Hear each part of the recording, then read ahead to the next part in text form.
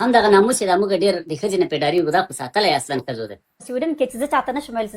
افغانان په دغه کې جنسي تشدد کې په اوله درجه دي چې هر افغان نارینه وو افغانانو ته څه نوم راوړی ده په دې ټولنه کې افراطیان د قانوني کارونه کوونکي مهاجرت کیسونو کې دروغ ویونکي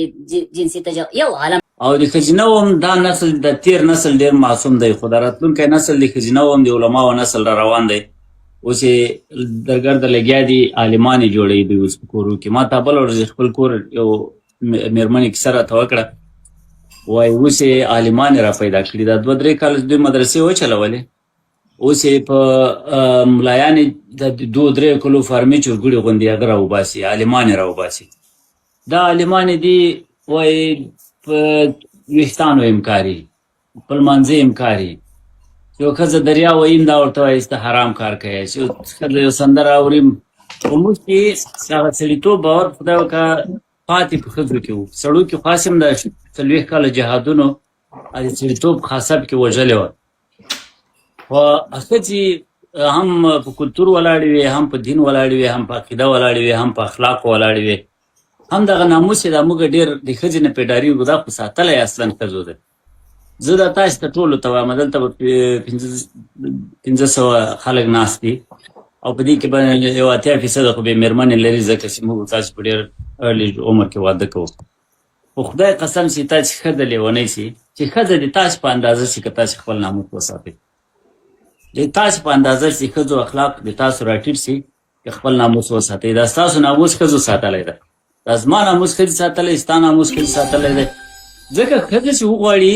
هره ښځه چې وغواړي هر څومره چې بدرنګ دی والله دی ځان ته بوای فرینډ هم پیدا کولی شي دا ځان ته ملګری هم پیدا کولی شي په نږدېو کې هم پیدا کولی شي په هغه قید ټولنو کې هم ځان ته پیدا کولی شي یو ښځه چې وغواړي. خو سړی دغسې نه ده دلته 50,000 زلمیانې وروره دی هغه په ارمان به هېڅ چېرته یو بدرنګې ښځې سره 5 خبرې وکړي څوک یې نه ورسره کوي. نو د دې خبرې معنا دا ده چې دلته عزت و ناموس ساتلی په افغانستان کې ښځو دی.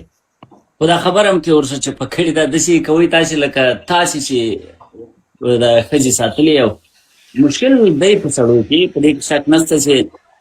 ځکه مشکل په دوی کې دی چې اوس صلاحیت له دوی سره دی زور پاور له دوی سره دی هم په کورنۍ کې پاور له دوی سره دی هم په ټولنه کې پاور له دوی سره دی د افغانانو په ټولنه کې په غرب کې هم پاور له دوی سره دی. خو خدای ستاسو دا اوس هم ستاسو کلتور په دې غرب کې ښځو ساتلی ده ولا عزت هم ښځو ساتلی ده. ته ورسه افغان نارینه وو افغانانو ته څه نوم راوړی ده په دې ټولنه کې افراطیان ورو کم نومونه نه در باندې ایښودل کېږي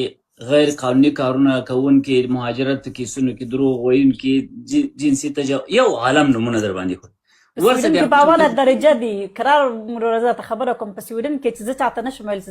افغانان په دغه کې جنسي تشدد کې په اوله درجه دي چې هر ځای ته لاړ شي د افغانانو نوم لیکلی دی چې افغانان په اول دغه کې دي ځکه 2015 کې دلته ډېر زیات افغانان راغله د هغې نه پس دا کیسونه دومره شوي دي چې اوس موږ چاته ویلی هم نه شو ځکه چې زموږ نوم تړلی دی چې تاسو سړي خو په دې خبره باندې مشهور دي چې دا کار کوي. د افغانانو د وجې نه زموږ چې شي پخوا کنسرتونه دلته خلاص وو اوړي کې خو دلته که نه سویډن کې خو اوړی وړوکی دی دلته ډېر زیات د اوړي نه خلک ډېره مزه اخلي نو زموږ کنسرتونه به خلاص ټول اوړي کې به دا فیسټیولز به کنسرتونه به ټول به خلاص وو. نو افغانان چې به لاړه د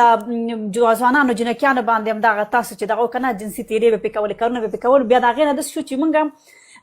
دغه کنسرتونه هم بند کړل او د پولیسو دغې دومره ډېر کړو ځکه پولیس خو قیمت یې دلته خو دغه دی که نه دا خو یو سوسایټي ته یو تاوان دی